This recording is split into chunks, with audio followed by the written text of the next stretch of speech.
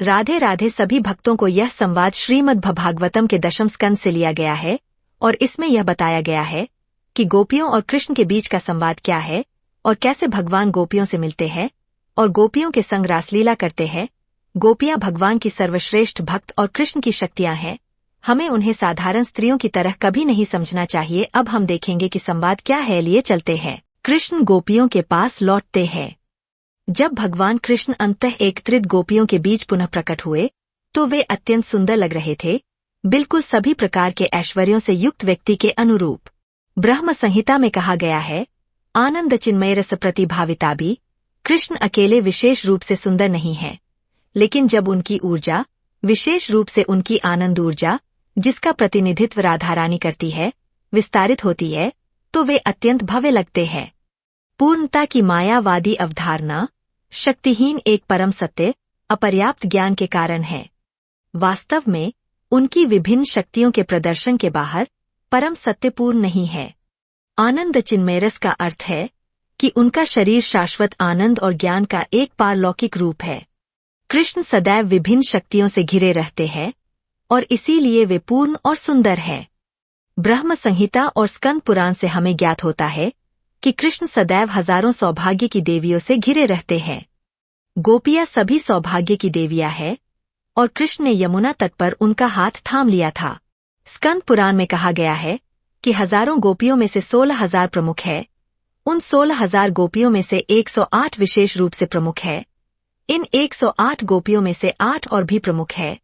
उन 8 गोपियों में से राधा रानी और चंद्रावली और भी प्रमुख है और इन 2 गोपियों में से राधा रानी सबसे प्रमुख है।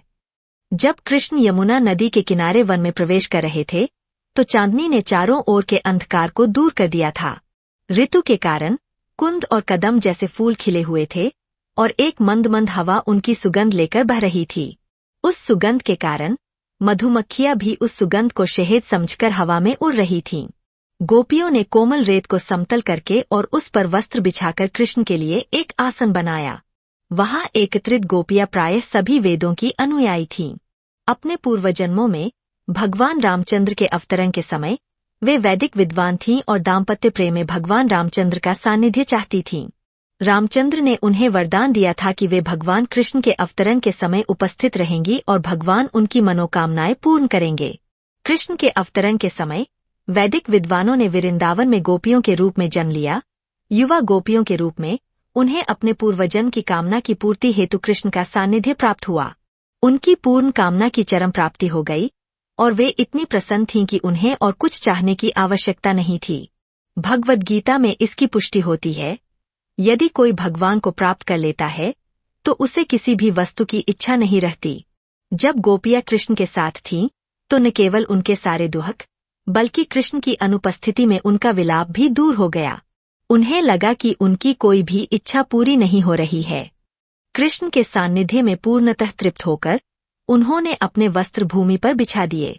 ये वस्त्र उत्तम मलमल के थे और लाल कुंकुम से लिपटे हुए थे जो उनके वक्षस्थलों को सुशोभित कर रहे थे। उन्होंने बड़ी सावधानी से कृष्ण के लिए बैठने का स्थान बनाया।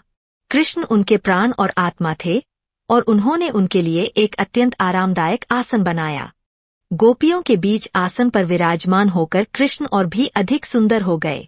भगवान शिव, भगवान ब्रह्मा या भगवान शेष आदि जैसे महान योगी सदैव अपने हृदय में कृष्ण का ध्यान करने का प्रयास करते हैं, परंतु यहाँ गोपियों ने वास्तव में कृष्ण को अपने वस्त्रों पर अपने सामने विराजमान देखा। गोपियों के समूह में कृष्ण अत्यंत सुंदर लग रहे थे। वे तीनों लोकों की सबसे सुंदर युवतियां थीं और वे कृष्ण के चारों ओर एकत्रित हो गईं। कृष्ण अनेक गोपियों में से प्रत्येक के पास विराज गोपियोमान थे और यहाँ यह पूछा जा सकता है कि उन्होंने ऐसा कैसे किया। इस श्लोक में एक महत्वपूर्ण शब्द है, ईश्वर। जैसा कि भगवद गीता में कहा गया है, ईश्वर सर्वभूतानाम।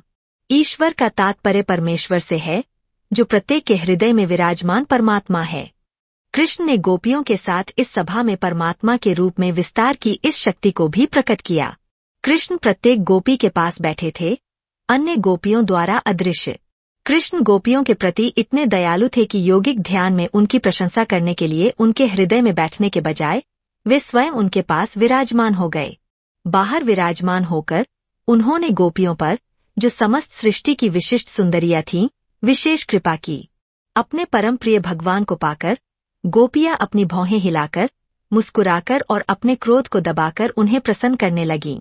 उनमें से कुछ ने उनके चरण कमलों को गोद में लेकर उन्हें दबाया और मुस्कुराते हुए उन्होंने गुप्त रूप से अपना दबा हुआ क्रोध व्यक्त किया और कहा, हे कृष्ण, हम वृंदावन की साधारण स्त्रियां हैं और हमें वैदिक ज्ञान के बारे में अधिक जानकारी नहीं है, क्या सही है और क्या गलत।